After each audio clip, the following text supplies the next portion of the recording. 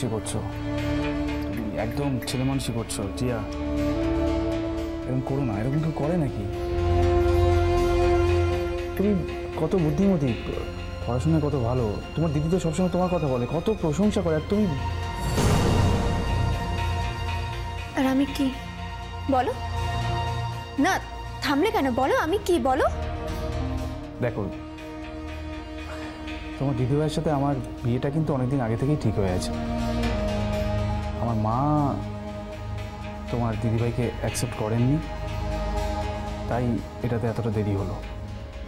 এখন মা দেখেছেন যে ছেলে অন্য কোথাও বিয়ে করবে না, তাই মা অ্যাকসেপ্ট করে নিয়েছেন। এই কেনই বা তোমার মা অ্যাকসেপ্ট করবে দিভাইকে, বলো? কেন করবে? ওর ব্যাকগ্রাউন্ড কি? ওর ওর দুটো মা, আর দুই মাই একই বাড়িতে থাকে। বাহ, সত্যি। আর আমার তো এরকম কোনো গন্ডগোল নেই। আমি মা বাবার একমাত্র মেয়ে, আর পাড়ার লোকজন তো বলে যে আমাকে দেখতে বেশ ভালো। তাহলে তাহলে আমার থেকে দিভাইয়ের দাম কেন বেশি, বলো? জিয়া, নিজের দিদির সাথে প্রতিযোগিতা করো না, এটা ঠিক না। দিভাই যদি আমার পথ থেকে সরে যায়, তাহলে আমি ওর সঙ্গে প্রতিযোগিতায় নামবো না। তুমি একটা সোজা কথা বুঝতে পারছো না জিয়া। আর কিছুদিনের মধ্যে আমার আর তোমার দিদিভাইয়ের বিয়ে।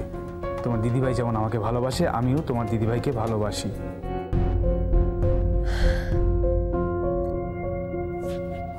আজ আমি তোমার কাছে এসেছি একটা কথার উত্তর জানতে চাই বলে। বলো, কি শুনতে চাও? বলছি খোলা করে। আজ অব্দি আমি কোনো ছেলে বলানো কথা তোমায় বলিনি। তাহলে বলো, তুমি আমাকে ভালোবাসো কিনা? সৌরভদা, তোমার এই একটা উত্তরের উপর কিন্তু অনেক কিছু নির্ভর করছে।